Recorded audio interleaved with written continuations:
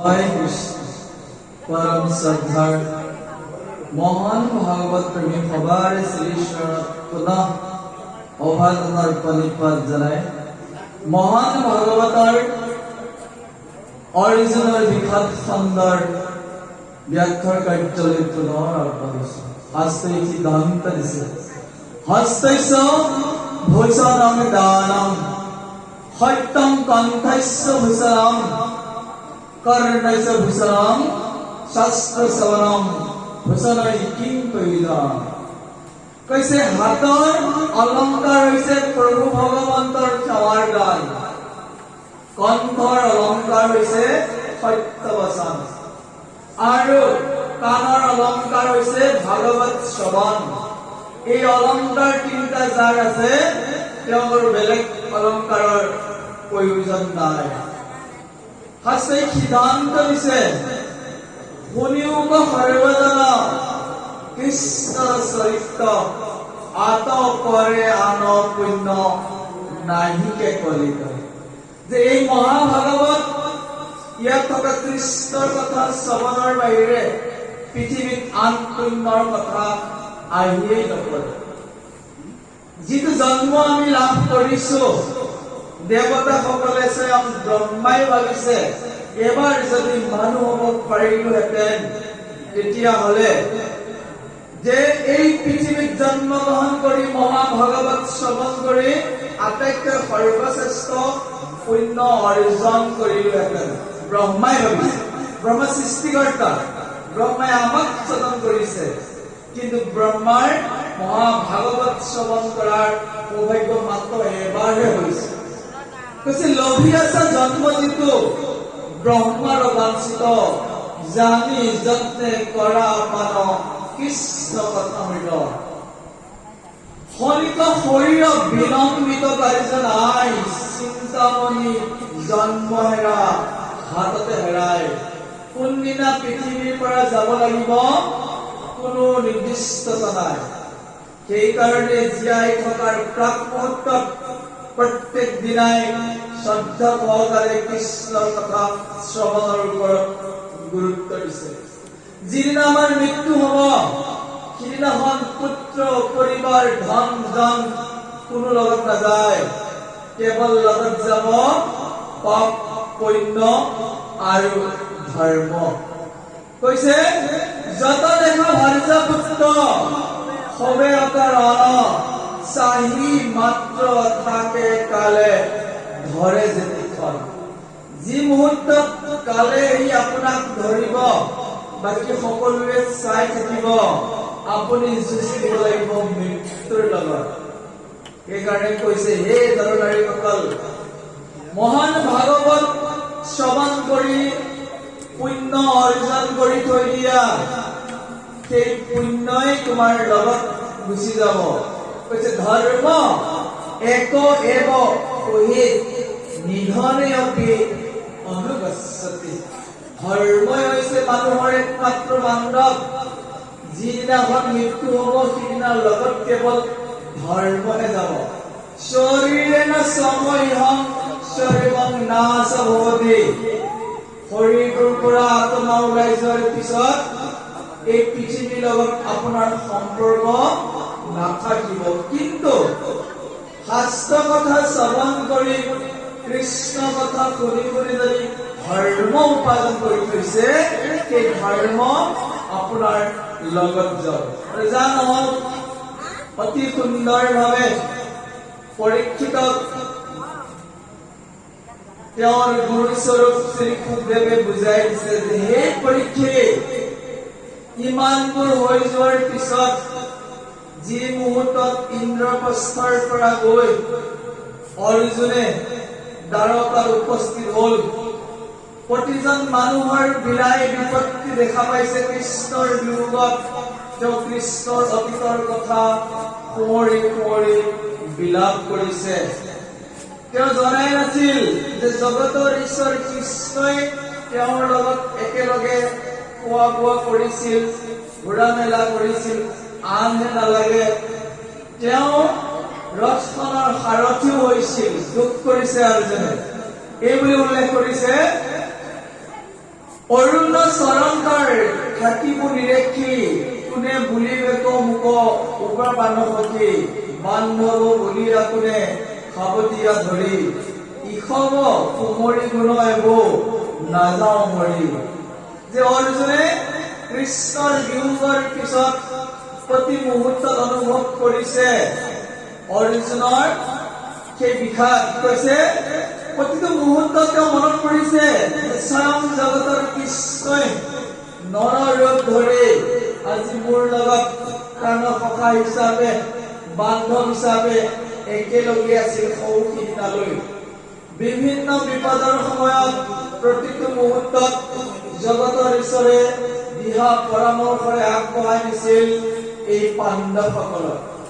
কুৰুক্ষেত্ৰ মহাভয়ংকৰ যুদ্ধত পৃথিৱীৰ যিমানবোৰ ৰথী মহাৰথী একত্ৰিত হৈছিল কুৰুক্ষেত্ৰ সমৰত, যদিহে কৃষ্ণ সহায় হিচাপে নাথাকিলহেঁতেন পাণ্ডৱৰ পক্ষে ৰণত জয়লাভ কৰাটো অসম্ভৱ আছিল। কিহৰ বাবে সম্ভৱ হৈছিল? জগতৰ ঈশ্বৰ অৰ্জুনৰ সখী হোৱাৰ বাবে। অৰ্জুনে যোগ কৰিছে, প্ৰভুজনে সুন্দৰকে পঢ়ি গৈছে যে সংকট সময়ে কোনে ৰাখিবে আমাক পাণ্ডৱ বংশক পাৰিলে আমি কেবি পাব বান্ধৱৰ বিয়োগে নিৰ্জীৱ আমি কেৱ হাঁ কৈ কৈলমৰ কৃষ্ণ ইষ্টদেৱ। যে হে প্ৰভু তুমি মোৰ লগত জীয়াই থাকোতে মই ভালদৰে গমেই নাপালো যে তুমি হৈছিলা সমস্ত জগতৰ প্ৰাণকৰ্তা। তুমি দুষ্টক দমন শান্তক পালনৰ বাবে এই ধৰা নামত উপস্থিত হৈছিলা আৰু মোৰ লগত একেলগে আছিলা। পৰিত্ৰাণায় সাধনাম বিনাশায় সতৃষ্টিতানাম ধৰ্ম সংস্থাপনাৰ্থায় সম্ভৱামি উগে উগে। যেতিয়াই এই ধৰা নামত ধৰ্মৰ নামত গ্লানি হব, অধৰ্মৰ প্ৰাদুৰ্ভাৱ ঘটিব, দুষ্টক দমন শান্তক পালনৰ বাবে স্বয়ং শ্ৰীকৃষ্ণই এই পৃথিৱীত পুনৰ অৱতাৰ গ্ৰহণ কৰি ধৰ্ম সংস্থাপন কৰে। দাপৰ যুগতো পৃথিৱীত চলি থকা অন্যায় দুৰ্নীতি আৰু দুষ্ট আত্মাবোৰক নাশ কৰিবলৈ কৃষ্ণই যি অৱতাৰ গ্ৰহণ কৰি সকলোকে এফালৰ পৰা নিপাত কৰি গৈছিল, সেই কৃষ্ণ লীলা শ্ৰৱণ কীৰ্তনী হৈছে মহা ধৰ্ম।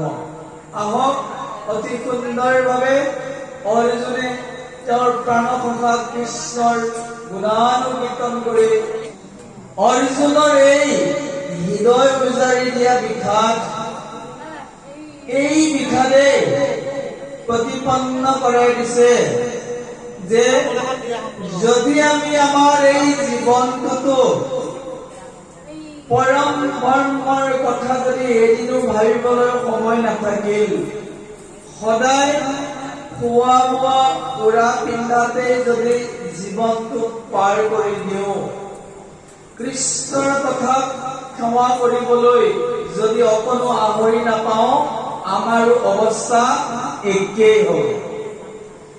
চাৰিমুঠি জীৱ উৰণ বুৰণ গজন ভ্ৰমণ, তাৰ ভিতৰত মনুষ্য জন্ম হৈছে সৰ্বশ্ৰেষ্ঠ।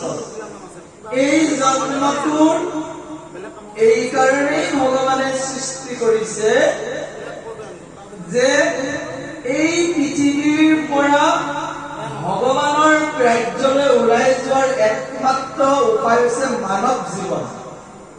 আপোনালোকে চাব পাৰে যে পৃথিৱীত যিমানবোৰ জীৱ জন্তু আছে, মানুহৰ বাহিৰে কোনেও ঈশ্বৰৰ নাম ল'ব কাৰণে সমৰ্থ নহয়। আজি আপোনালোকৰ গাঁৱতে যোৱা সন্ধিয়াৰ পৰা এই ভৰ নিশা পাৰ হৈ গ'ল, ৰাতিপুৱা বোলে আৰু মাত্ৰ 1.5 ঘণ্টা বাকী। ঈশ্বৰৰ নাম কীৰ্তন আমি কৰিছো কোনে? মানুহখিনি। বেলেগ জীৱ জন্তুটো আছে, পাৰিছে জানো? তেওঁলোকে পাৰা নাই। মানুহ সৰ্বশ্ৰেষ্ঠ।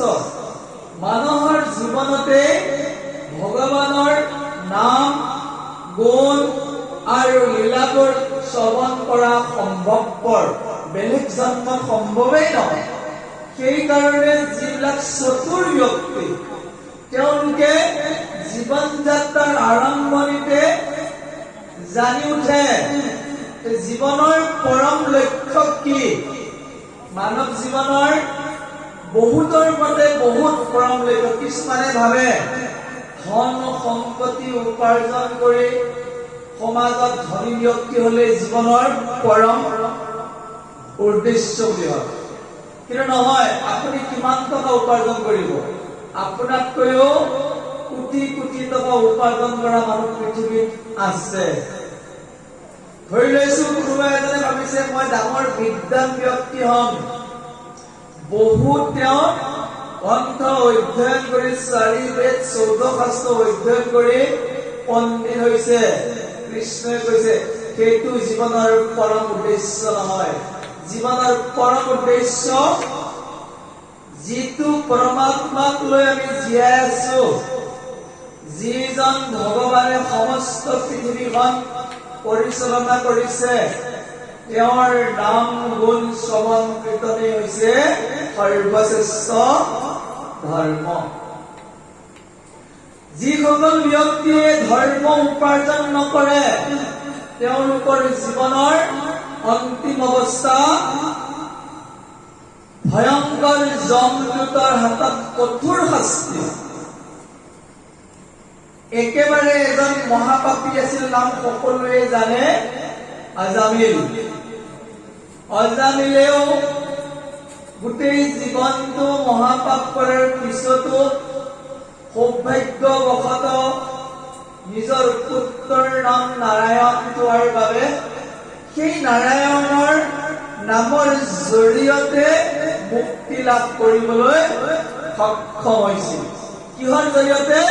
নাম। এই নামেই হৈছে সৰ্বশ্ৰেষ্ঠ। আপুনি জীয়াই থাকোতে হয়তো অলেখ পথ মুখস্থ কৰি ল'ব পাৰে, যদি সাধুৰ সংগত বহি কৃষ্ণৰ নাম নলয় পুণ্য উপাৰ্জন নহব। আপুনি জীৱনৰ শেষ সময়ত নাম মনত নপৰিব।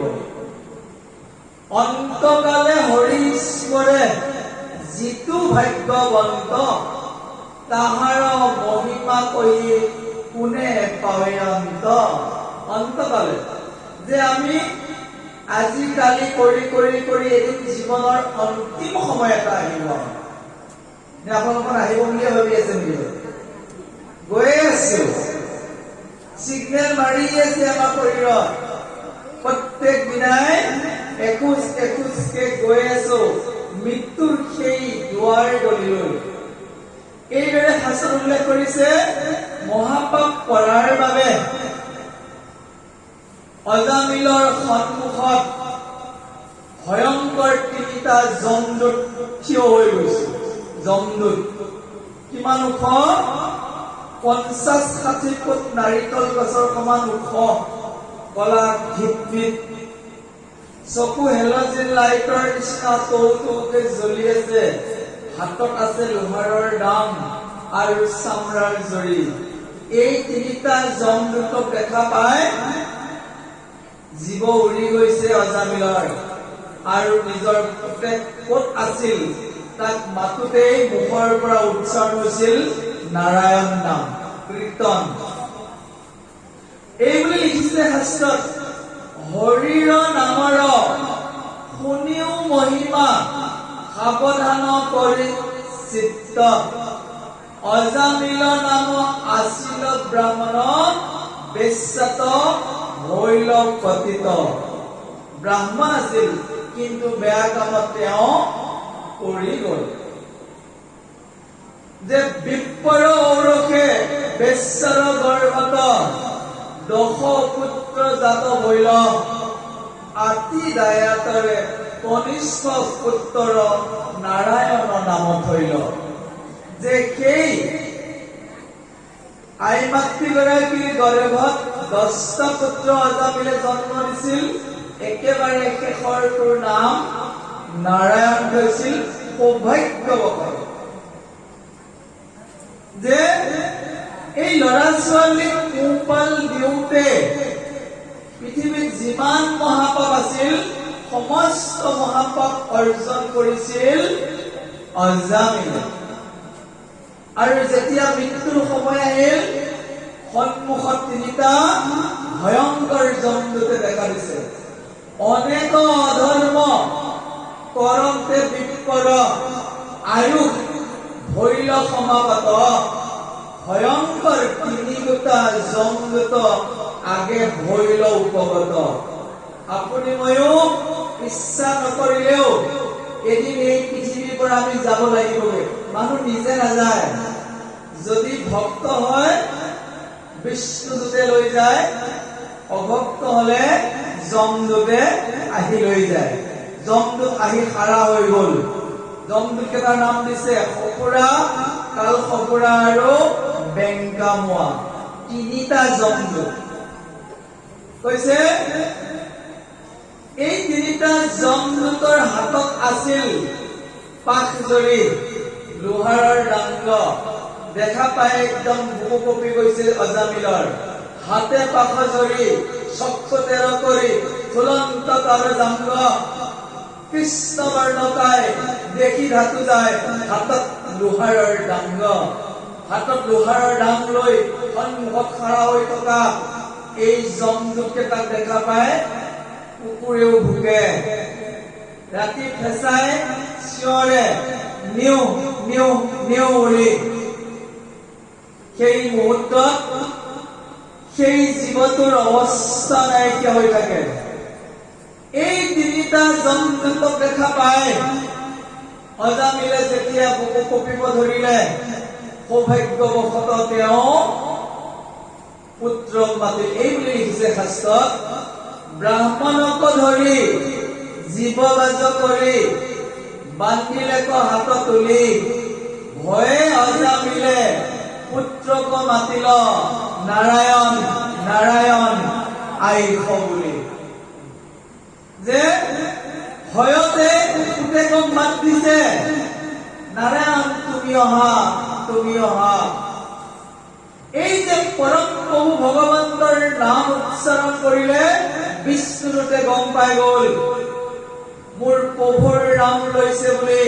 চাৰিজন বিষ্ণুদূত দৌৰি আহিল আৰু যমৰ দূতৰ হাতৰ পৰা সেই জীৱটোক উদ্ধাৰ কৰিলে। উদ্ধাৰ কৰাৰ পিছত যমৰ দূতে সুধিছিল যে মহাপাপী অজামিলক তোমালোকে কিয় মুক্ত কৰিলা? তেতিয়া হাঁহি উত্তৰ দিছিল যে মৰমতে ইটো বিপৰ নাৰায়ণ নাম লৈল, যত মহাপাপ সমস্ত গুচিল, তেতিক্ষণে প্ৰায়শ্চিত্ত কৰিল। মৰাৰ সময়ত নাৰায়ণৰ নাম লোৱাৰ বাবে জীৱনত যিমানবোৰ পাপ আছিল সমস্তবোৰ নাইকিয়া হৈ গল আৰু তেওঁ বৈকুণ্ঠলৈ গুচি গল। আৰু সেই সূত্ৰে নিজৰ ল'ৰা ছোৱালীৰ নাম ভগৱানৰ নামৰ লগত জড়িত কৰি ৰাখিব লাগে। বুজিব পাৰিছেনে বাৰু? আৰু আমি অভাজনে ল'ৰাটোৰ নাম ৰাখিছো ৰাম। বুজিব পাৰিছেনে বাৰু? আমাৰ অভাজন এটা ল'ৰা আছে, ল'ৰাটোৰ নাম ৰাখিছো ৰাম। ভতিজা এটা আছে, তাৰ নাম কৃষ্ণ। যৌথ পৰিয়াল একেলগে আছো, সদায় ৰাম কৃষ্ণৰ নাম লোৱাই হৈ আছে। ল'ৰাটোক মাতিলে ৰাম বুলি মাতিব লগা হয়, ভতিজাটোক মাতিলে কৃষ্ণ বুলি মাতিব লগা হয়। প্ৰত্যেক দিনে সিহঁত দুটাৰ নাম লওঁতেই ভগৱানৰ নাম হৈ আছে। ধৰি লৈছো মোৰ মৃত্যুৰ সময় হৈ গল, ল'ৰাটো নাছিল, ধৰি লৈছো বজাৰলৈ গৈছে, ভতিজাটো ঘৰত আছে, কি বুলি মাতিব লগা হৈছে? কৃষ্ণ এইফালে অহা। এই যে ল'ৰাটো বা ভতিজাটোক মাতোতে ভগৱানৰ নাম উচ্চাৰণ হৈছে, সেইটোৱে এদিন আমাক গতি দিব। অনুৰোধ কৰিছো আপোনাক সবেও ল'ৰা ছোৱালীৰ নাম ৰাখিব লগা হলে ভগৱানৰ নাম দি ৰাখিব। গাঁওখনত যদি এজন ল'ৰাৰ নাম কৃষ্ণ থাকিল, গোটেই গাঁওখনেই মুক্ত হৈ যায়। বুজিব পাৰিছে? আমাৰ ঘৰতে যেতিয়া ভতিজাটোক মাতিব আহে, এই কৃষ্ণ আহাচোন, অমুকলৈ যাওঁ, এই যে শব্দটো উচ্চাৰণ হৈ আছে, প্ৰত্যেকজন উচ্চাৰণ কৰা মানুহে পুণ্য অৰ্জন কৰি আছে। কোনোটা সকলে কৈছে একজনে যদি নাম উচ্চাৰে শুনা মানে সবাৰো পাপ হৰে। এজনে যদি উচ্চাৰণ কৰি দিয়ে যিমান কেইজন মানুহে শুনি থাকিব প্ৰত্যেকৰে পাপ নাইকিয়া হৈ থাকে। আৰু খেতি হৈছে মানৱ জীৱনৰ ধৰ্ম। আপোনালোকক অনুৰোধ কৰিছো আপোনালোকৰ চুবুৰীটোত গাঁওখনত ভগৱানৰ নামেৰে সৰু ল'ৰা ছোৱালীৰ নাম যাতে থয় সেয়া আমি বিনম্ৰভাৱে অনুৰোধ কৰিম। শাস্ত্ৰ সিদ্ধান্ত এখন ভাগৱততে আছে। শাস্ত্ৰ স্কন্ধ ভাগৱতখনৰ 12টা খণ্ড স্কন্ধ তাৰে ষষ্ঠ স্কন্ধত এই কাহিনীটো দিছে। আপোনালোকক সুবিধা পাই জনাইছো। আৰু এটা ডাঙৰ কথা যে কৃষ্ণই কৈছে কায় ব্ৰতে কষ্টে অনিদ্ৰাই মোৰ নাম যে লব মোৰ মহাভাগৱত শ্ৰৱণ কৰিব তেওঁলোক মহাভাগ্যৱান ব্যক্তি। এই ৰাতি 2 বজাৰ পিছতো কোন কোন নামঘৰত উপস্থিত আছে মহাভাগ্যৱান সকল। আপোনালোকৰ লগত এই সৌভাগ্যই লগ দিব জীৱনৰ অন্তিম সময়ত। আৰু কৃষ্ণই সিদ্ধান্ত দিছে যে মোৰ গুণ নামেই হৈছে পৃথিৱীৰ সৰ্বশ্ৰেষ্ঠ ধৰ্ম। সেই ধৰ্মৰ লগত আপোনালোক জড়িত হৈ আছে। কালিলৈ ভাল লাগিব। গোটেই নিশাটো ভগৱানৰে কথা শুনিলো। জীৱনটোত যদি এক নিশাও ভগৱানৰ নাম সমস্ত নিশা একান্তভাৱে শুনিব পাৰিছে ভগৱানৰ ৰেজিষ্টাৰখনত নামটো এন্ট্ৰি হৈ যায়। সেয়েহে ভগৱানৰ নাম লোৱাৰ ক্ষেত্ৰত অৱহেলা নাইবা অন্যমনস্ক নহব। অৰ্জুনে বিষাদ কৰিছে হে প্ৰভু উল্লেখ কৰিছে যে কৈৰ মই অধম মনুষ্যগত হৈ একে শয্যা একে আসনত থাকো শুই। অৰ্জুনৰ লগত কৃষ্ণই কি পাতিছিল? সখা পাতিছিল। এই সখী বুলি কোৱাৰ লগে লগে খোৱা বোৱা থকা মেলা একেখন শয্যাতে উঠা বহা হৈ আছিল। অৰ্জুনে দুখ কৰিছে মই কৰ অবুধ মানৱ মোৰ সখী কোন জগতৰ ঈশ্বৰ। একেলগে উঠা মেলা কৰিছিলো। তুমি যদি জগতৰ ঈশ্বৰ বুলি জানাহেঁতেন সদায় সেৱাকে কৰিলোহেঁতেন। এই কাৰণেই অৰ্জুনক তেওঁ সখী হিচাপে নিৰ্বাচন কৰিছে। অৰ্জুন নিষ্পাপ আছিল। প্ৰথম ব্যক্তি আছিল নিষ্পাপ, একেবাৰে পাপ নাছিল অৰ্জুনৰ। দ্বিতীয়তে কৃষ্ণক ইমান শ্ৰদ্ধা ভক্তি কৰিছিল কৃষ্ণই নিজেই সহায় হিচাপে বৰণ কৰিছিল। তাৰ অৰ্থ আপোনাৰ যদি জীৱনত একেবাৰে পাৰ হৈ যোৱা সময়খিনি কথা বাদ দিলো, যেতিয়াৰ পৰা আপুনি নিষ্পাপ হৈ গল আপুনিও অৰ্জুনৰ নিচিনাই প্ৰভু ভগৱন্তক সখা পাতিব পাৰিব। এইটো তত্ত্ব কথা, গম পাইছেনে? আপুনি সমস্ত পানীকে কৃষ্ণময় দেখিছে। কৃষ্ণৰ লগতে আপোনাৰ খেলা ভক্তি কৰিছে কৃষ্ণকে। কৃষ্ণই নিজে সিদ্ধান্ত দিছে যে অৰ্জুনৰ লগত যিদৰে মই সখী হৈছিলো সমস্ত মানুহৰ লগতে মই সখীত্ব একেলগে গঢ়ি তুলিম। কেৱল তেওঁ হ'ব লাগিব এজন ভক্ত। আৰু আমি কিদৰে ভক্ত হম?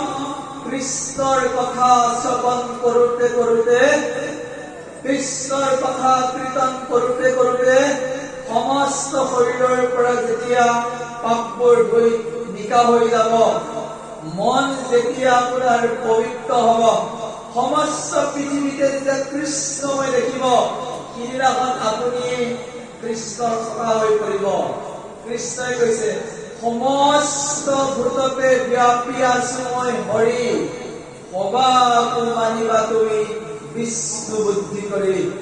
সমস্ত পানীৰ মাজতেই কৃষ্ণ বিদ্যমান, আপোনাৰ হৃদয়তো কৃষ্ণ বিদ্যমান। সেই কৃষ্ণক চিনি উঠিবলৈ বুজি উঠিবলৈ চেষ্টা কৰাই হৈছে মানৱ জীৱনৰ পৰম কৰ্তব্য।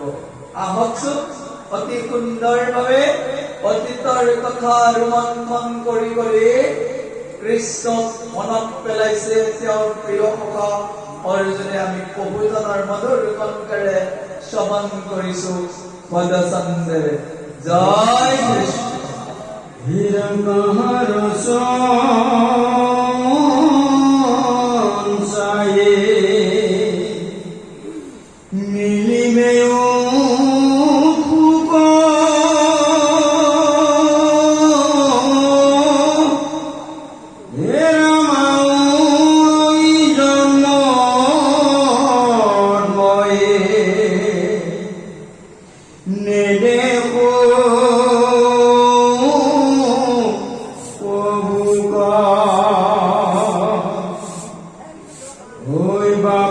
কৃষ্ণ মুখ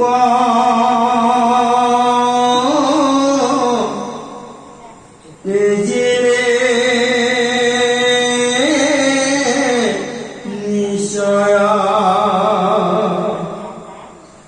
ৰংকাত গৰ্ব কৰিয়ালে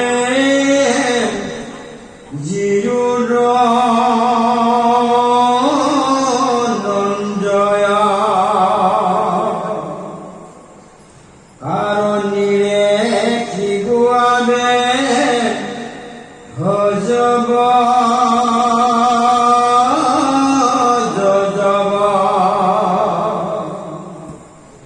আজিকে গুছিল পিঠে বিৰম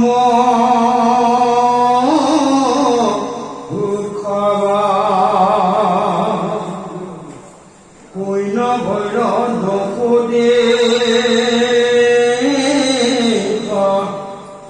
দিনতে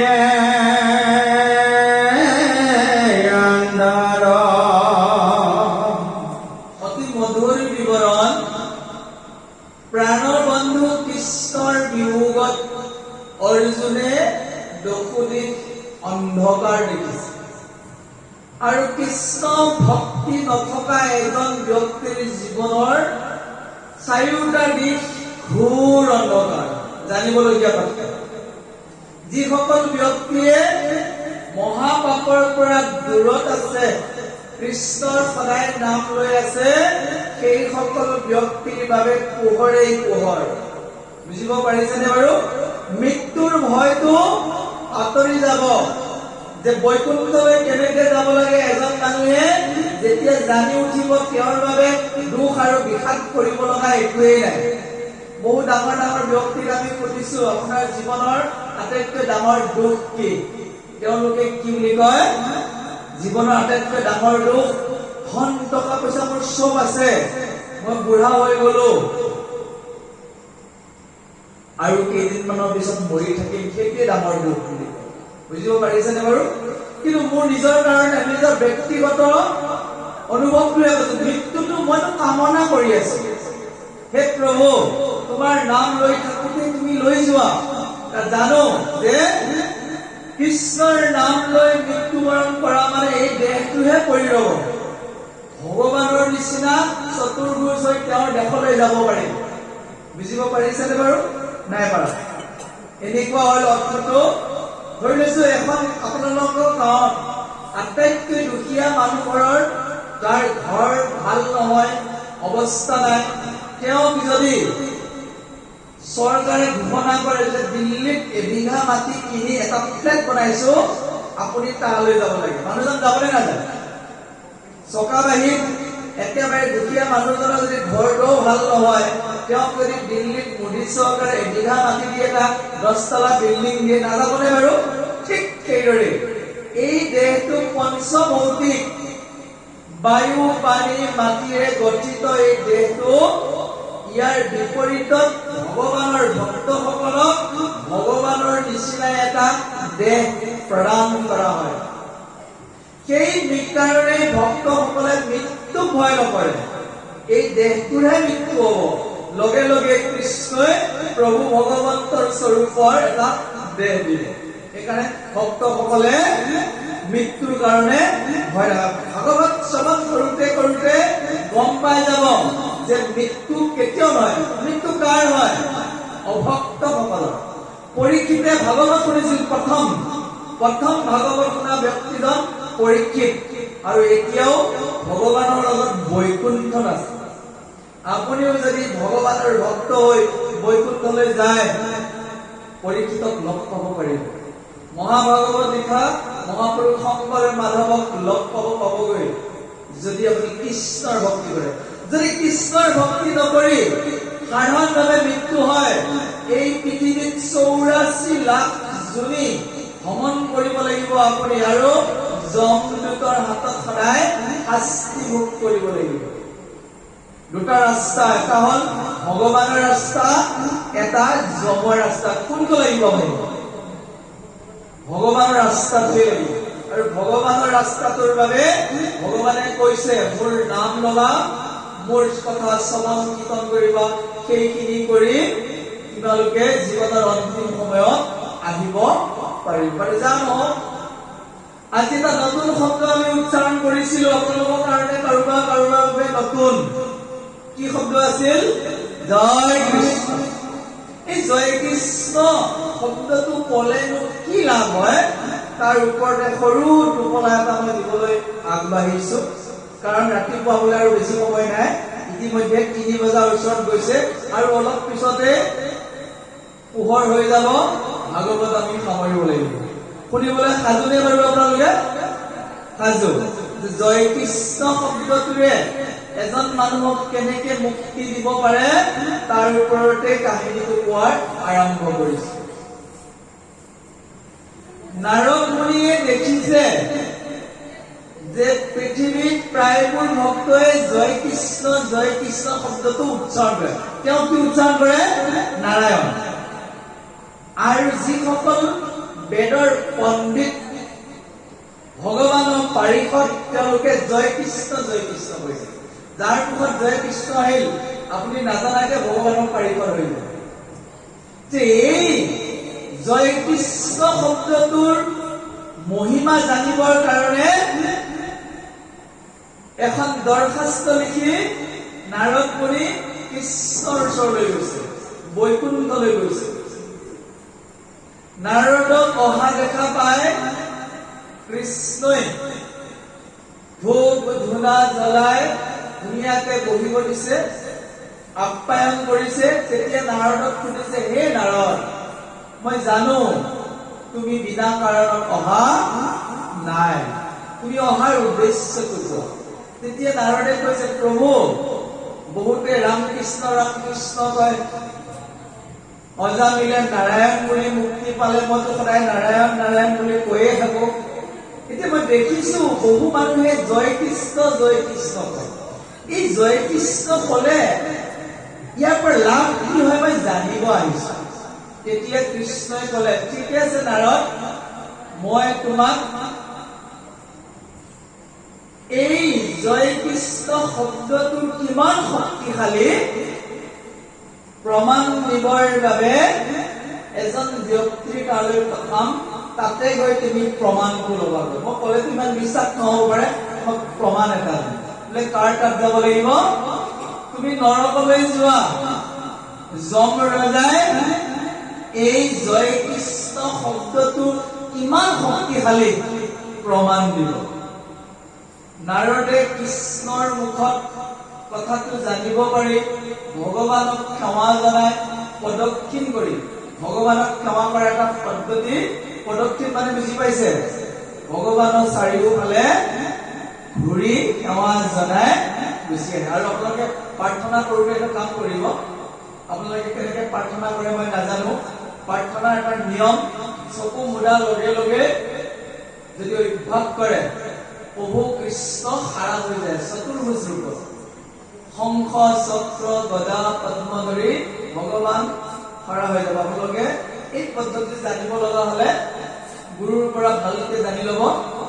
আৰু বেছি ভালকে যদি জানিব লগা হয়, কীৰ্তনৰ ধ্যান বৰ্ণন দুইটাকো মুখস্থ কৰিব। কীৰ্তন নামৰ পুথিখনত ধ্যান বৰ্ণন নামৰ দুটা খণ্ড আছে। প্ৰথম খণ্ডৰ নাম কাহি কৃপাল গোপাল স্বামী মজিলু ভৱ জলবিতৱান। দ্বিতীয় কীৰ্তন করুণা কিন্তু ভকত বন্ধু করুণা কিন্তু রূপ তুলনুহি কুটি ইন্দু। এই দুটা যদি মুখস্থ হৈ যায়, কোনোবা জনা মানুহৰ পৰা যদি সুধি লয়, আপুনি প্ৰাৰ্থনা কৰিবলৈ যেতিয়া বহিব, আসনত বহাৰ নিয়ম আছে, সব কথাৰে নিয়ম আছে, হয়নে? আসনত যেতিয়া আপুনি মন্ত্ৰ উচ্চাৰণ কৰি বহি সেই দুটা ধ্যান মাতি দিব, কৃষ্ণ সন্মুখলৈ আহি যায়। আচৰিত কথা। আপোনাৰ মনৰ মাজত কৃষ্ণ যি ভাৱত আপুনি দেখাব বিচাৰে খাৰা হৈ থাকিব। তাৰ পিছত যেতিয়া প্ৰাৰ্থনা কৰি হ'ব, কৃষ্ণক প্ৰদক্ষিণ কৰি চৰণত খাব। এইটোৱেই প্ৰাৰ্থনা কৰাৰ পদ্ধতি। নাজানে, বহুতে নাজানে, কিন্তু আপোনালোকে জনা নাছিল যদি বুজাই দিছো, জানা মানুহৰ পৰা শিকি লওক। সেই কৃষ্ণক প্ৰদক্ষিণ কৰি নাৰদে কলৈ গৈছে? জমনগৰ। জমনগৰ ক'ত আছে বুজাই দিছো। আমি যিখন পৃথিৱীত আছো, ওপৰত 7টা ষ্টেপৰ পিছত বৈকুণ্ঠ কৃষ্ণৰ নগৰ, আৰু পৃথিৱীখনৰ পিছত 7টা ঠাই আছে, তাৰ তলত আছে 84খন নৰক। তল, অতল, বিতল, সুতল, তলাতল, ৰসাতল, পাতাল। পাতালৰ ওচৰতে সঞ্জীৱনীপুৰী 84খন নৰক আছে। আৰু সেই নৰকত গৈ নাৰদ উপস্থিত হৈছে দিনৰ 9:30 বজাত।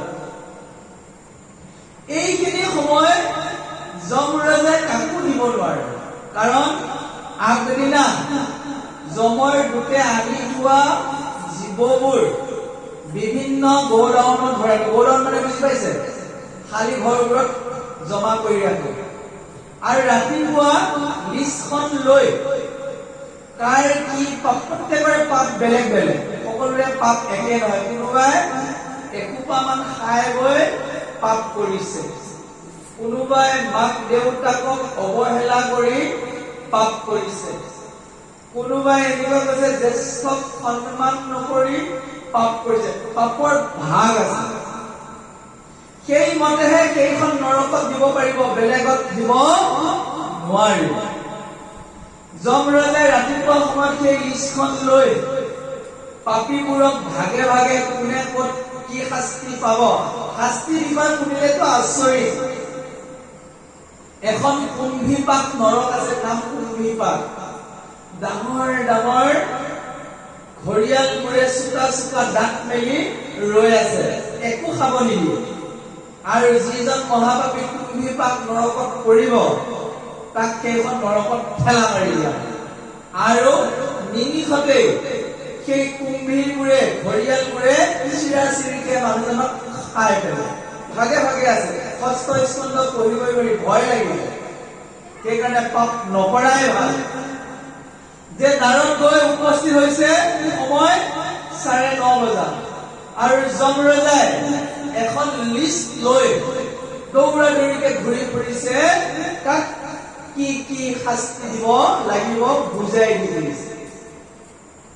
যমৰাজাৰ কথা পাতিবৰ সময় নাই, আৰু নাৰদৰ লগত মুখামুখি হল বৈতৰণী নামৰ নৈখনৰ ওচৰত। বৈতৰণী নাম শুনিছে?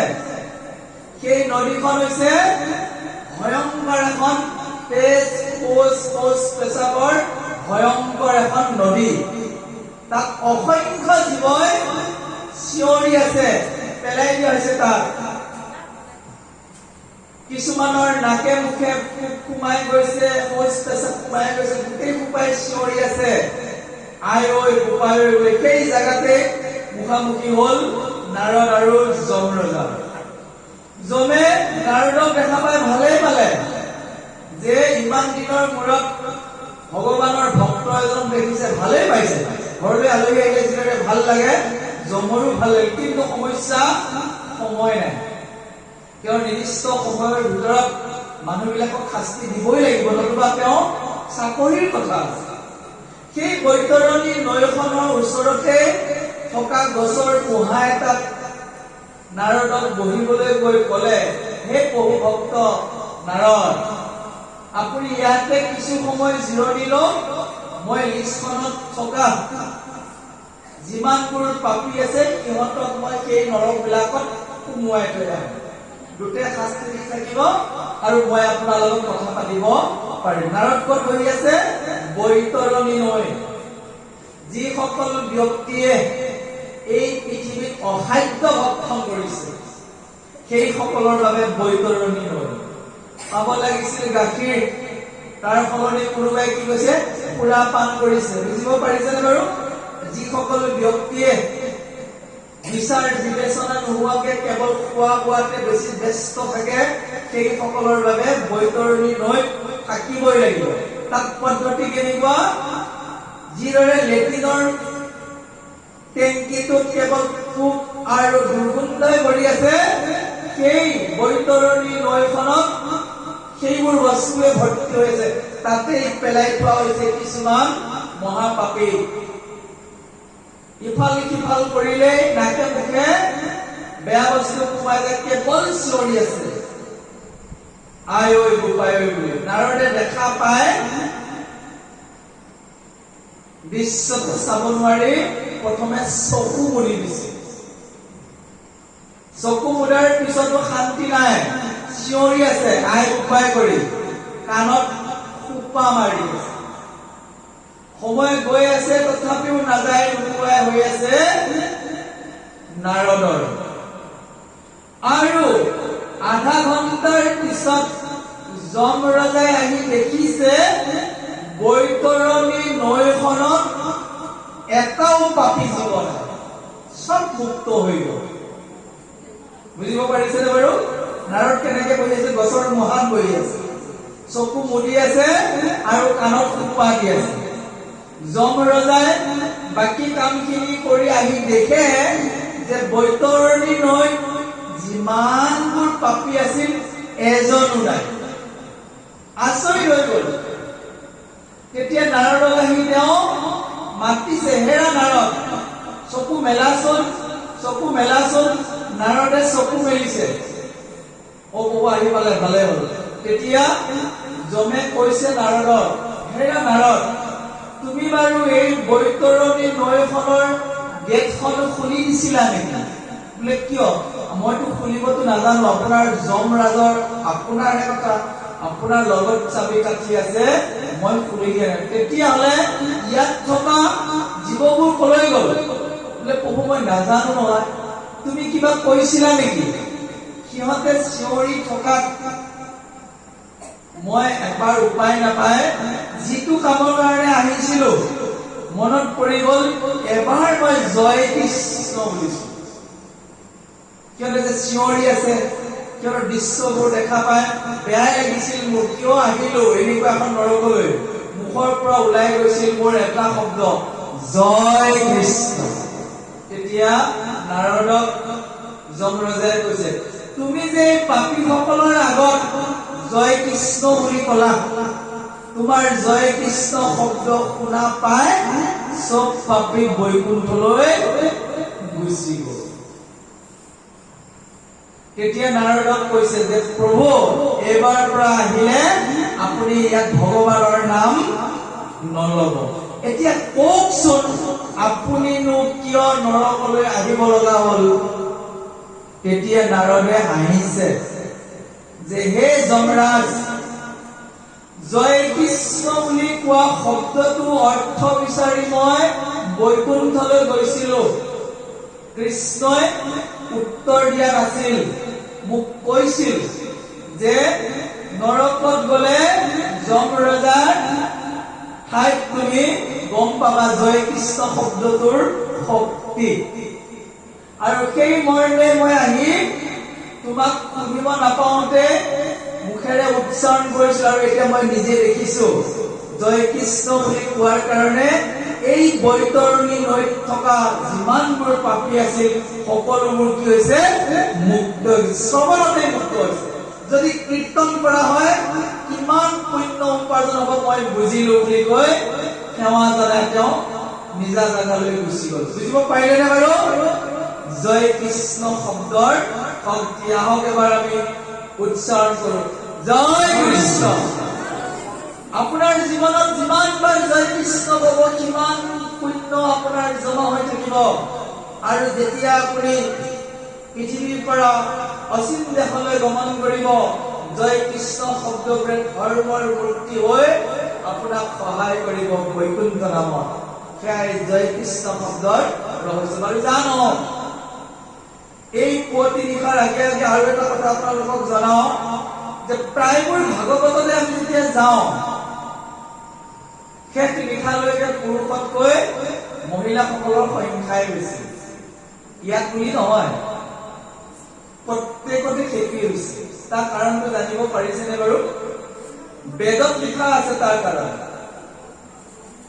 কৃষ্ণই দাপৰ যুগত বৰ্জৰ আইসকলক আশীৰ্বাদ কৰি থৈ গৈছিল যে মই পৃথিৱীলৈ আহোঁতে মোক চিনি পোৱা একমাত্ৰ ব্যক্তিসকল হৈছে ব্ৰজৰ গোপীসকল বুজিব পাৰিছেনে বেদত সেইকাৰণে উল্লেখ কৰা আছে যে 5 গৰাকী পবিত্ৰ মহিলাৰ নাম যিসকল ব্যক্তিয়ে সদায় স্মৰণ কৰিব তেওঁৰ মহাপাপেই নাথাকে 5 গৰাকী মহিলাসকলৰ নামহে ৰাখিছে বেদতে পুৰুষৰ নাম ৰাখা নাই কিন্তু আপোনালোকে বেছি উঠিছে নেকি আজি কৈ যাম কালিৰ পৰা একদম আপোনালোকে ঘৰত হেৰি কৰি থাকক মোকে গালি কৰি থাকিব আপোনালোকে এওঁ আহি কৈ গ'ল আই মান্ত্ৰীসকলৰ এখন মেকআপ চৰিছে যা নহওক আপোনালোক ভাগ্যৱান কাৰণ আই মাতৃসকলৰ কৃষ্ণ ভক্তিটো নিজে নিজে বৃদ্ধি পাব এয়া দাপৰ যুগত কৃষ্ণই গোপীসকলক দিয়া আশীৰ্বাদ বেদতো লিখা আছে যিদৰে এজন মানুহৰ গেষ্ট্ৰিক থাকিলে ৰাতিপুৱাই যদি গেষ্ট্ৰিকৰ ঔষধ খাই দিয়ে দিনটোলৈ গেছটো ঠাণ্ডা পৰি থাকে কাৰোবাৰ যদি হাই প্ৰেছাৰ আছে ৰাতিপুৱাই যদি প্ৰেছাৰ টেবলেটটো খাই দিয়ে দিনটোলৈ প্ৰেছাৰে দিগদাৰ নকৰাৰ নিচিনা 5 গৰাকী মহিলাৰ নাম আছে যিকেইগৰাকী মহিলাৰ নাম ললে দিনটোলৈ আৰু পাপে আগুৰি ধৰিব নোৱাৰে শুনিবনে আইগৰাকী নাম কেইগৰাকী 5 গৰাকী নাম মনত ৰাখি যাব যে শাস্ত্ৰই সিদ্ধান্ত দিছে অহল্যা দ্ৰৌপদী কুন্তি তাৰা মণ্ডোদৰী তথা পঞ্চকন্যা মহাপুণ্যম নিত্যম স্মৰে 5 গৰাকী অহল্যা দ্ৰৌপদী কুন্তি তাৰা মণ্ডোদৰী এই 5 গৰাকী মহিলাৰ নাম উচ্চাৰণ কৰাৰ পিছত পাপে আমাক আগুৰি ধৰিব নোৱাৰে অহল্যা এনেকুৱা এগৰাকী নাৰী আছিল যি বিনা কাৰণতে নিজৰ স্বামীৰ পৰা অভিশপ্ত হৈছিল গৌতম ঋষিৰ পত্নী অহল্যা এই অহল্যা আছিল অতি ৰূপৱতী দেৱৰাজ ইন্দ্ৰই চলনা কৰি এদিন সতীত্ব ধ্বংস কৰিছিল কাৰ নিচিনা গৌতম ঋষিৰ নিচিনা হৈ আহিছিল তেতিয়া অহল্যাই গৌতমক কৈছিল স্বামী আপোনাৰ নিচিনা হৈ অহাৰ বাবে মোৰ ভুল হৈছিল তথাপিও গৌতমে অভিশাপ দিছিল যে তুমি শিল হৈ গলা তেতিয়া অহল্যাই কৈছিল মোৰ মুক্তি কেতিয়া হ'ব তেতিয়া অহল্যাক কৈছিল গৌতম ঋষিয়ে যে ৰামচন্দ্ৰৰ চৰণৰ ধূলি লাগি যিদিনাই তোমাৰ চৰণৰ ধূলি লগত শৰীৰত লাগি যাব সিদিনাই মুক্তি পাবা সেই শিলটোৱে অহল্যাই শিল হৈ আছিল ৰাম ৰাম ৰাম বুলি তেওঁ কেৱল ৰাম নাম জপ কৰিছিল সত্য যুগৰ পৰাই জপ কৰি আহিছিল আৰু ত্ৰেতা যুগত যেতিয়া ৰামচন্দ্ৰৰ জন্ম হৈছিল ৰামে গৈ উদ্ধাৰ কৰিছিল অহল্যা সেইকাৰণে অহল্যা মহা পতিব্ৰতা অহল্যাৰ নাম ললে সমস্ত পাপ নাশ হৈ যায় দ্ৰৌপদী যিগৰাকী নাৰী নাথাকিলে মহাভাৰতৰ যুদ্ধত পঞ্চ পাণ্ডৱে জয়লাভ কৰিব নোৱাৰিলেহেঁতেন যজ্ঞকেন্দ্ৰী দ্ৰৌপদী যজ্ঞৰ জুইৰ পৰাই জন্ম হৈছিল অৰ্জুনক স্বামী বৰণ কৰিছিল কিন্তু কুন্তীৰ পৰামৰ্শ মতে 5 পাণ্ডৱৰ পত্নী হৈছিল যিগৰাকী মহিয়সীক সদায় প্ৰতিব্ৰতা হিচাপে ঘোষণা কৰিছিল বেদব্যাসে, দ্ৰৌপদী। কুন্তী এনেকুৱা এগৰাকী মহিলা স্বৰ্গৰ দেৱতাক নমাই আনি গৰ্ভত সন্তান জন্ম দিছে। কুন্তী 5 পাণ্ডৱৰ মাতৃ, হয়নে? দুগৰাকী আছিল পাণ্ডুৰ ঘৈণীয়ে, এগৰাকী কুন্তী, আন এগৰাকী মাদ্ৰী। যে এটা অভিশাপ হৈছিল পাণ্ডুৰ ওপৰত যে কোনো কাৰণে তেওঁৰ সন্তান উৎপাদন কৰিব নোৱাৰে। তেতিয়া কুন্তীয়ে দুৰ্বাসাৰ পৰা বৰ এটা লাভ কৰিছিল। এবাৰ দুৰ্বাসা ঋষিয়ে ভোজ ৰাজ্যলৈ গৈছিল। কুন্তী তেতিয়া কুমাৰী মানে বিয়া সোমোৱাই নাছিল। বিয়া নোসোমাওঁতে আউল পচন্দ ধৰি থাকোঁতে ঋষিয়ে খুব ভাল পালে। যোৱাৰ আগত এটা মন্ত্ৰ শিকাই দিলে। সেইটো মন্ত্ৰ ব্যৱহাৰ কৰিব জানিলে এতিয়াও দেৱতাক নমাই আনিব পাৰি। যে হে কুন্তী, মই তোমাক এইটো মন্ত্ৰ দিলো, তুমি ইচ্ছা কৰিলে যিকোনো দেৱতাক নমাই আনি বৰ ল'ব পাৰিবা। কুন্তী গাভৰু ছোৱালী, ঋষি গুচি গল। মনতে ভাবিছে, এনেকুৱানো মন্ত্ৰ নে বাৰু, স্বৰ্গৰ পৰা দেৱতা নামি আহিব। গা ধুবলৈ গৈছিল, সূৰ্যটোক দেখা পাই দিলে মন্ত্ৰটো মাতি। আহি গল সূৰ্য দেৱতা, আহি সন্মুখত খাৰা হৈ গল যে হে কুন্তী, তুমি মোক কিয় আহ্বান কৰিলা? কৈছে, প্ৰভু মোৰ ভুল হৈ গল, মন্ত্ৰটো সঁচা নে মিছা প্ৰমাণহে চাব আহিছিল। কৈছে, প্ৰমাণ এনেকে চাব তুমি নোৱাৰিবা, মই তোমাক এটা শিশু দান কৰিম। কৈছে, এতিয়াই যদি তুমি মোক শিশু দান কৰা, মানুহে মোক হাঁহিব। বিয়া নোসোমাওঁতে যদি ল'ৰা জন্ম হৈ যায় কিমান ডাঙৰ দুৰ্নাম হব। কৈছে, নাই কুন্তী, যিহেতু তুমি মোক আহ্বান কৰিলা, মই তোমাৰ গৰ্ভত এটা শিশু প্ৰদান কৰিম বুলি তেওঁ এটা গৰ্ভত শিশু প্ৰদান কৰিছে। এই আছিল মহাৰথী কৰ্ণ। আৰু জন্মৰ পিছত কুন্তীক এটা বৰ দি গৈছিল যে এই বৰৰ জৰিয়তে তুমি যদিও মাতৃ হবা, তোমাৰ কিন্তু সতীত্ব অক্ষুণ্ণ থাকিব। কুন্তীয়ে ভয়তে সন্তানটোক নদীত উটুৱাই দিছিল। কেইজনে আছিল মহাৰথী কৰ্ণ। আৰু তাৰ পিছত যমক আহ্বান কৰি ধৰ্মৰাজ যুধিষ্ঠিৰ, বায়ুক আহ্বান কৰি ভীমক আৰু দেৱৰাজ ইন্দ্ৰক আহ্বান কৰি অৰ্জুনক জন্ম দি অৰ্জুনৰ বিকাশ। আৰু মাতৃ ফালৰ পৰা অশ্বিনী কুমাৰক নকুল আৰু সহদেৱৰ জন্ম দিছিল। সেইজনী কুন্তী, অহল্যা, দ্ৰৌপদী, কুন্তী। আৰু এগৰাকী আছে তাৰা। তাৰা হৈছে দেৱগুৰু বৃহস্পতিৰ পত্নী, মহাপতিব্ৰতা। আৰু এগৰাকী হৈছে মণ্ডোদৰী। ৰাৱণৰ নাম শুনিছেনে বাৰু? ৰাৱণ ৰাক্ষস আছিল, কিন্তু ৰাক্ষসৰ পত্নী হৈও মহাসতী আছিল মণ্ডোদৰী। এই 5 গৰাকী নাৰীৰ নাম ৰাতিপুৱাই উচ্চাৰণ কৰিলে সমস্ত পাপ দূৰ হৈ যায়। এই দুখ মুকালিৰ সময়ত আপোনালোকক জনালো যে অহল্যা, দ্ৰৌপদী, কুন্তী, তাৰা, মণ্ডোদৰী তথা পঞ্চকন্যাং মহাপুণ্যং নিত্যং স্মৰেৎ মহাপাপ বিনাশম। এই 5 গৰাকী নাৰীৰ নাম ৰাতিপুৱাই উচ্চাৰণ কৰা সকলৰ মহাপাপ বিনাশ হয়। আৰু নাৰীসকল এই কাৰণেই বেছি সৌভাগ্যৱান, সৌভাগ্যৱতী, পুৰুষজনে কৰা সমস্ত ধৰ্মৰ সমান অংশীদাৰ। নাৰীসকলৰ কিমান লাভ চিন্তা কৰকচোন।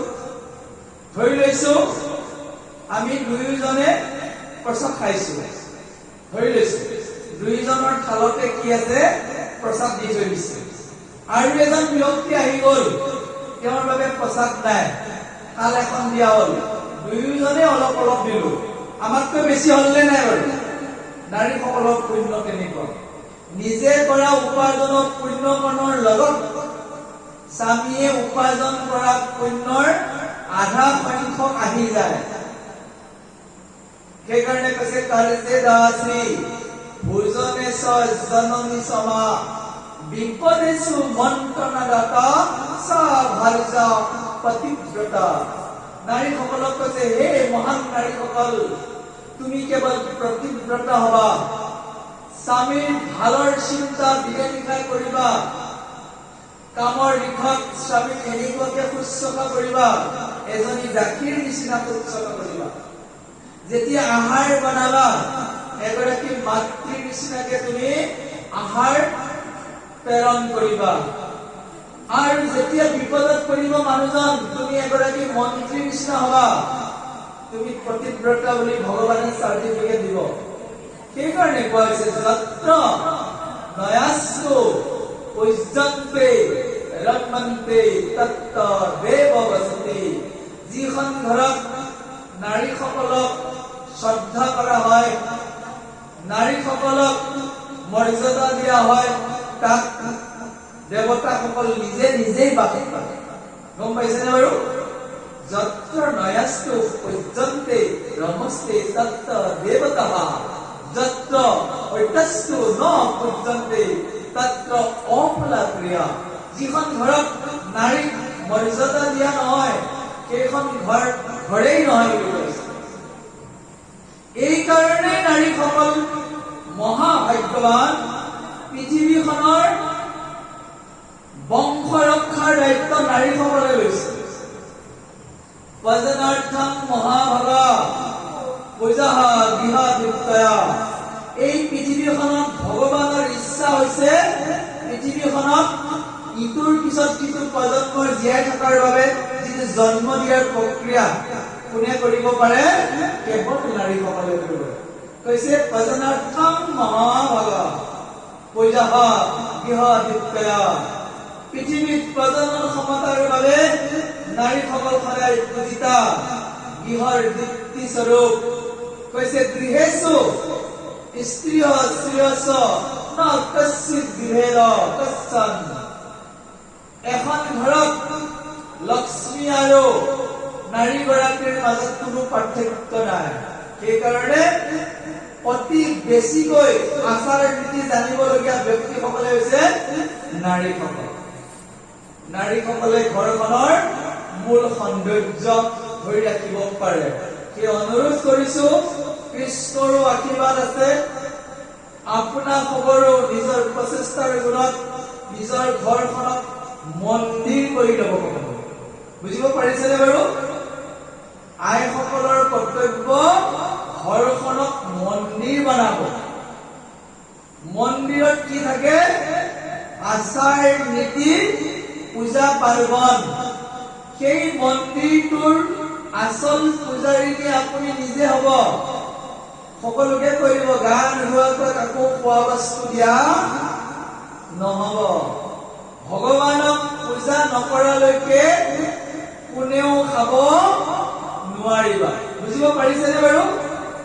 আমাৰ গৃহত ৰাতিপুৱা চোতাল সাৰি ঘৰ দুৱাৰ পৰিষ্কাৰ কৰি মণিকূটত যেতিয়ালৈকে ধূপ জ্বলোৱা নহব, প্ৰাৰ্থনা কৰা নহব, আমাৰ গেছ জ্বলিব নোৱাৰিব।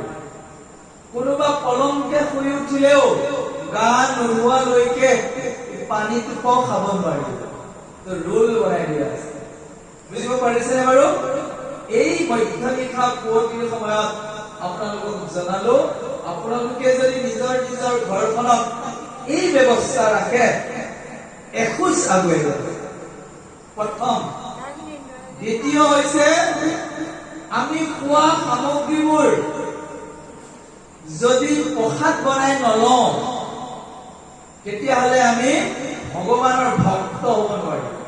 বুজিব পাৰিছেনে? শাস্ত্ৰত লিখা আছে,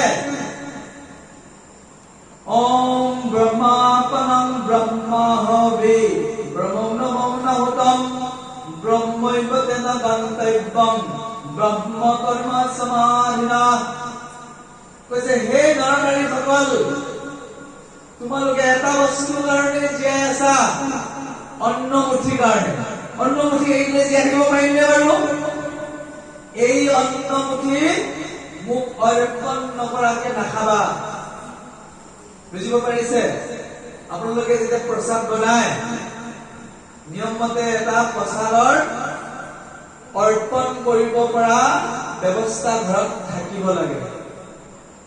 কৃষ্ণৰ এখন ফটো ৰাখি তাতে আপুনি যিবোৰ বস্তু বনাইছে, বনাইছে ভাত, দাইল, ভাজি, সকলোবোৰ এখন থালত নি ধূপ ধূনা জ্বলাই কৃষ্ণক যি বুলি পূজা কৰে। পূজা কৰাৰ পিছত আকৌ সেইখিনি আনি আপোনাৰ বাচনবোৰত দিয়াৰ পিছত সেই আহাৰ যদি খোৱা আৰম্ভ কৰে, ঘৰখনৰ সকলো ব্যক্তি ভক্ত হৈ যাব। আমাৰ গৃহত সেই নিয়মটো সদায় প্ৰতিপালন কৰা হয়। এজন মানুহে মোক সুধিছিল যে আপোনালোকৰ ঘৰত যে এই অন্নবোৰ যে প্ৰসাদ বনোৱা হয়, ভগৱানে যে খায় নে নাখায় তাৰ প্ৰমাণটো দিব লাগে। বোলো হয় নেকি? ঠিকে আছে, আপুনি প্ৰমাণ ল'ব যাব। তেওঁক বুজাই দিয়া হৈছিল একুৰা জুই জ্বলি আছে, জুই একুৰা জ্বলি আছিল। চাবতে উদাহৰণ, সেই জুইকুৰাত এডাল লোহাৰ ভৰাই দিয়া গ'ল। কিছু সময়ৰ পিছত লোহাডাল উলিয়াই অনা হ'ল।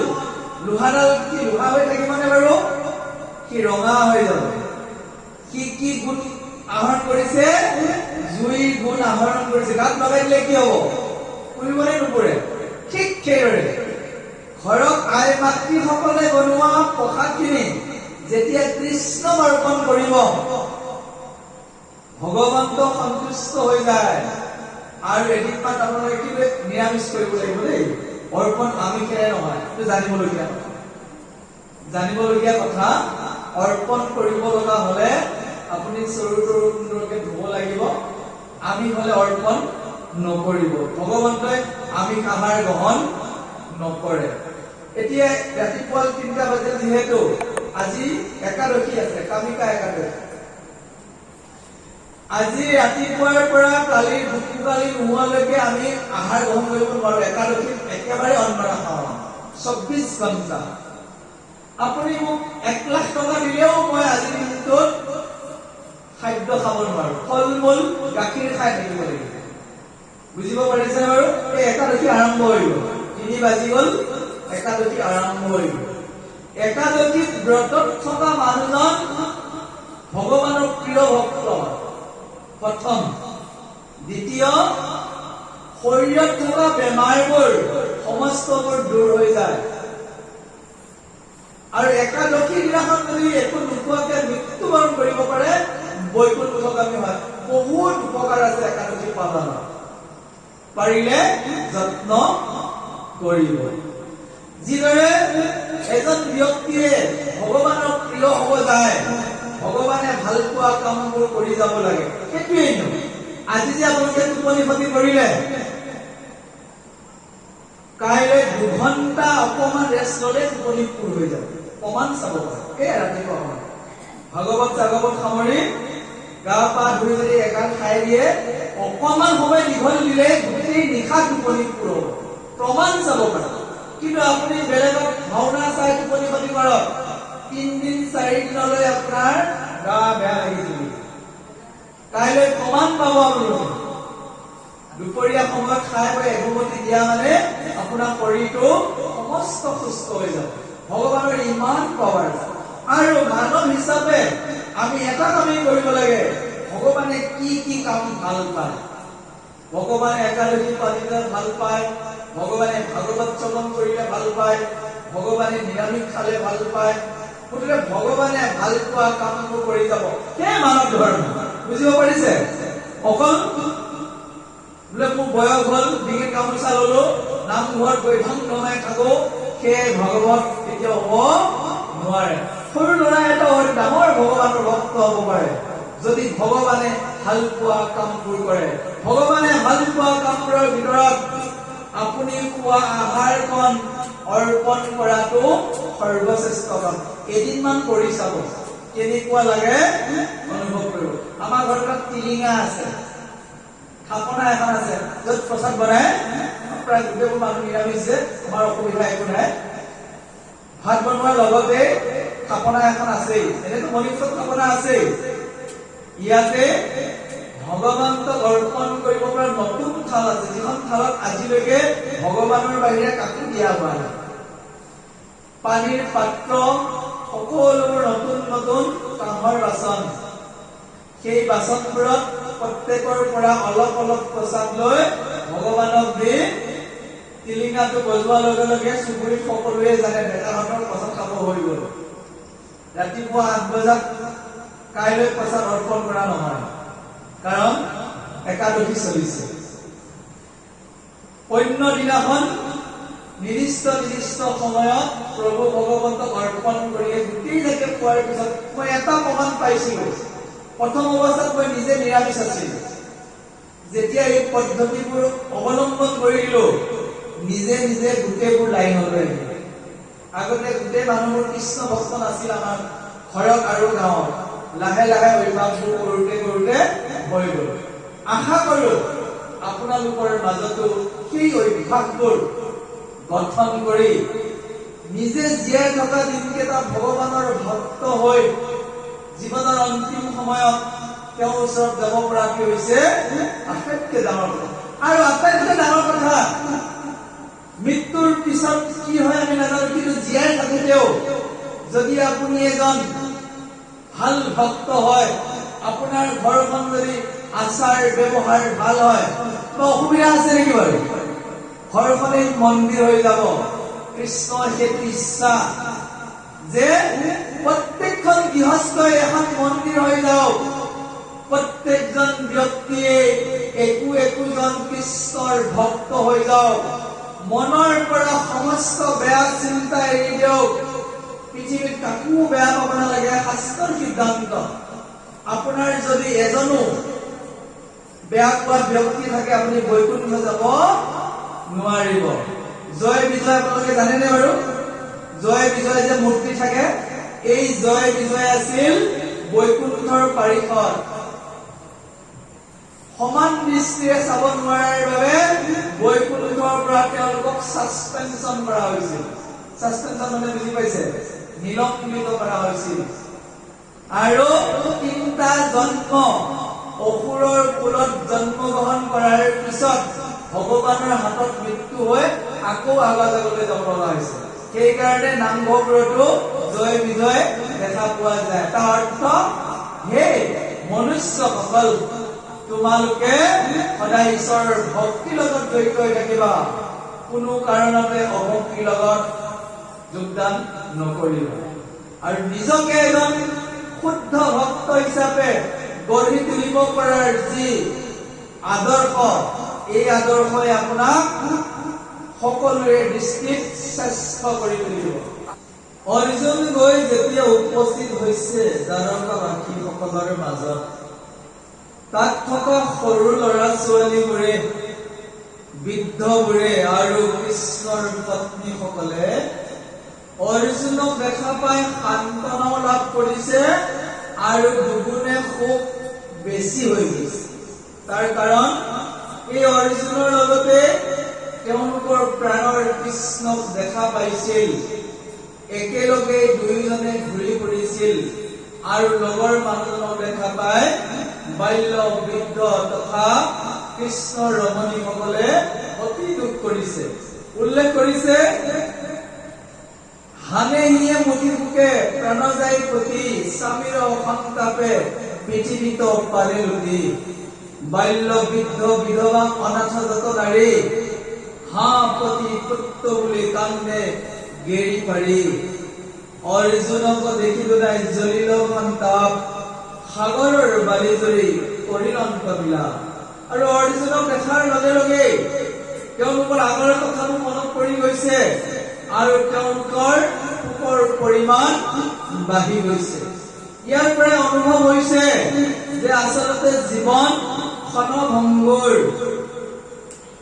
আজি কালি কৰি কৰি যিদিনা আমি জীৱনৰ অন্তিম মুহূৰ্তত উপস্থিত হৈ যাম দুখ লাগিব হাই পাৰ হৈ যোৱা সময়খিনিত আমি কিয় ভগৱানক মনত নেপেলাম যিসকল ব্যক্তিয়ে জীৱনৰ সমস্ত সময় ভগৱানৰ সেৱাত নিয়োজন কৰে তেওঁলোকে জীৱনত কেতিয়াও ভোগ কৰিবলগীয়া নহয় আৰু যিসকল ব্যক্তিয়ে কেৱল পাপতে মজি থাকে জীৱনৰ অন্তিম সময়ত কেৱল হতাশাই দেৰি কৰিব মৃত্যু বোলা বস্তুটো ভয় লাগি যাব শাস্ত্ৰত কৈছে অংগং গলিতং দেহটো লাহে লাহে গলি যাব মানে বুঢ়া বয়সত আপোনাৰ বল শক্তি নাইকিয়া হৈ যাব পলিতং মুণ্ডম কলা চুলিয়ে যেতিয়া বগা ৰং ল'ব কৈছে অংগং গলিতং পলিতং মুণ্ডম দশন বিহীন জাততুণ্ডম যিকেইটা দাঁতৰ কাৰণে আমি শৰীৰটোত শক্তি বনাই আছো দাঁত কেইটাও এদিন লাহে লাহে নাইকিয়া হৈ যাব বিদ্ধং জাতি নিহিতং দণ্ডম তথাপি ন মুঞ্চত্য আশা পিণ্ডম যে সুন্দৰ শৰীৰটোৰ ছালখন খুতুৰা খুতুৰি হৈ কলা চুলিবোৰ যেতিয়া বগা হৈ যাব দাঁত কেইটা যেতিয়া নাইকিয়া হৈ যাব তুমি খাব নোৱাৰা হৈ বৃদ্ধ হ'ব লাগিব আৰু এদিন উশাহ ল'বৰ কাৰণে শক্তি নাথাকিব জমদূতে আহি লৈ যাব শাস্তি দিবলৈ তাৰ আগতেই কিন্তু ভকতৰ সংগত কৃষ্ণ কথা শ্ৰৱণ কীৰ্তন কৰি যমৰ দায়ৰ পৰা হাত সাৰিব লাগিব শাস্ত্ৰৰ সিদ্ধান্ত সেইকাৰণে শাস্ত্ৰই বাৰম্বাৰ কৈ আছে হে নৰনাৰীসকল জীৱনৰ আটাইতকৈ মূল্যৱান সময় হৈছে ভাগৱত শ্ৰৱণ কীৰ্তন কৰি থকা মুহূৰ্তটো এতিয়া আমি যি শ্ৰৱণ কীৰ্তন কৰিছো এই অবিনাশী পুণ্যৰ ফল এই বুলি লিখিছে শাস্ত্ৰই পূবত সূৰ্য উদয় হৈ পশ্চিমত মাৰি যোৱালৈকে মোৰ জীৱনৰ পৰা এটা দিন গুচি গ'ল আপোনালোকৰ যাবলৈ নাযায় সকলোৰে যায় এইখিনি সময়ত যে কৃষ্ণ কথা শুনিছে তাৰ জীৱনটো সফল যে কৃষ্ণ কথা শুনা নাই তাৰ জীৱন বিফল এইটা লিখিছে আকাশে সংসাৰে ৰবিৰথ বায়ু সূৰ্যৰ লগত হৰৈ জগতৰে আয়ু একক্ষণ মানে যিটো শুনে কৃষ্ণ কথা তাৰ অবিনে আনৰ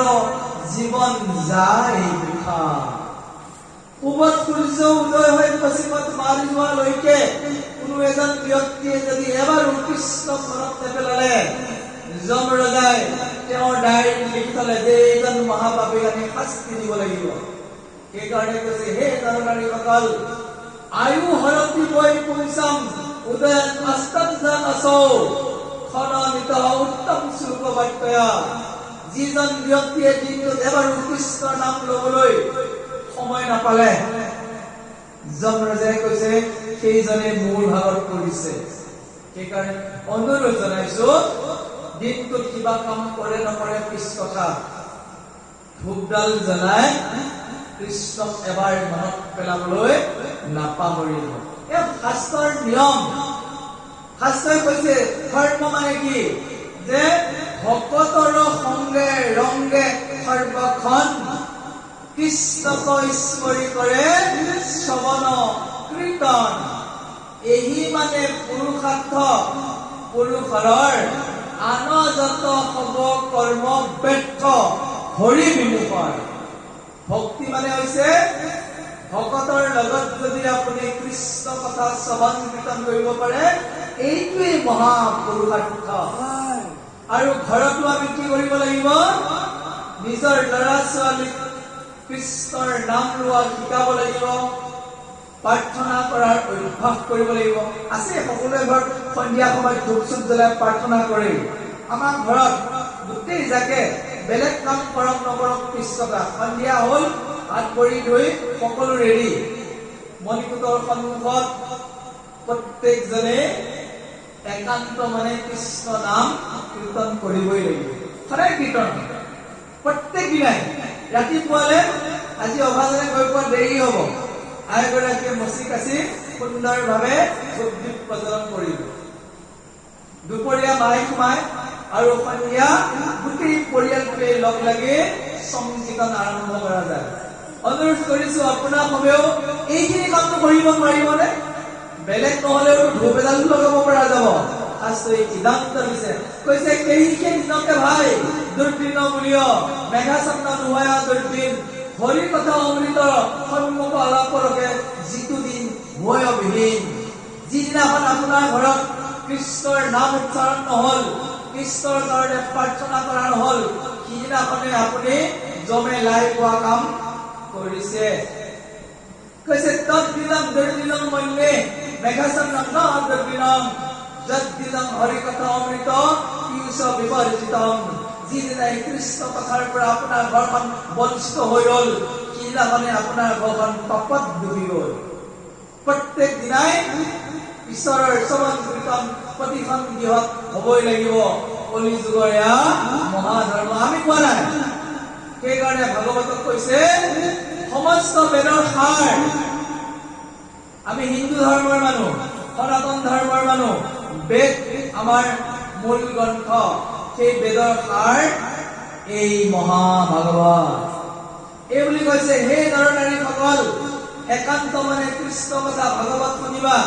এই ভাগৱত পূৰ্বতে বৈকুণ্ঠত আছিল। সেই ভাগৱত প্ৰথম শ্ৰৱণ কৰিছে পদ্মকল্পত ব্ৰহ্মাই, আৰু আজি সৌভাগ্যবশত আমি শ্ৰৱণ কৰিছো চকাবাহী ভক্তগণে। কৈছে কোনেও সৰ্বজন কৃষ্ণত কৰিয়া মন মহাভাগৱত কথাষাৰ, ইহে পুৰাণৰ শাস্ত্ৰ সমস্ত বেদৰো সাৰ উদ্ধাৰ। সমস্ত বেদৰ ই সাৰ উদ্ধাৰ। শুনাৰ তত্ত্ব বেদ কল্পতৰু হৈল বেদ তাৰ ফল মহাভাগৱত। যে এই মহাভাগৱত হৈছে কল্পতৰু বেদৰ মূল তত্ত্ব। সাধত অমৃতময় কেৱল আনন্দ ৰস পূৰ্বত আছিল বৈকুণ্ঠত। কৃষ্ণৰ কৃপাত জানা ব্ৰহ্মা পাইলা পদ্মকল্পত। ব্ৰহ্মাই এই ভাগৱত পদ্মকল্পত পাইছে। ব্ৰহ্মা দিলা নাৰদক ইটো ফল ৰহস্যক। নাৰদে ব্যাসক আনি দিল নগৈল তিলকে ভাগি। ইডালে সিডালে লাগি উপমুখে ভূমিত কৰিল। যে ব্ৰহ্মাই নাৰদক, নাৰদে ব্যাসক দিয়াৰ পিছত পোকৰ জৰিয়তে এই ভাগৱত পৃথিৱীত পৰিছে। যোৱাকালি সন্ধিয়া প্ৰভুসকলৰ মুখেৰে চকাবাহী নামঘৰত পৰিছে। ইয়াক কি কৰিব লাগিব? একান্ত মনে কৃষ্ণৰ চৰণ চিন্তা কৰি যে ভাগৱত শুনিব মহাভাগ্যৱান। কৈছে সাধু সংগ যত্ন কৰি কৃষ্ণ কথা কৰ্ণ কৰি সমস্ত আপদ কৰ দূৰ। হে নৰ নাৰীসকল, আমাৰ মূল কৰ্তব্য সাধুৰ সংগত বহি এই ভাগৱত শ্ৰৱণ কীৰ্তন কৰি জীৱনৰ অন্তিম সময়ত তেওঁক মনত পেলাব পৰাটো হৈছে সৰ্বশ্ৰেষ্ঠ ধৰ্ম। আৰু দ্বাৰকাবাসীৰ বাল্য বৃদ্ধ আৰু কৃষ্ণৰ পত্নীসকলেও নিজৰ জীৱনৰ ক্ষণভংগুৰতাৰ কথা অনুভৱ কৰি দাৰুক সমন্বিতে সকলোৱে কেৱল কান্দোনৰ ৰোল খাইছে কৃষ্ণক কুঁৱৰী কুঁৱৰী। আহক দ্বাৰকাৰ পৰিস্থিতিৰ বিষয়ে আমি পদবন্ধে প্ৰভুজনৰ কণ্ঠে শ্ৰৱণ কৰো। জয় জয় কৃষ্ণ।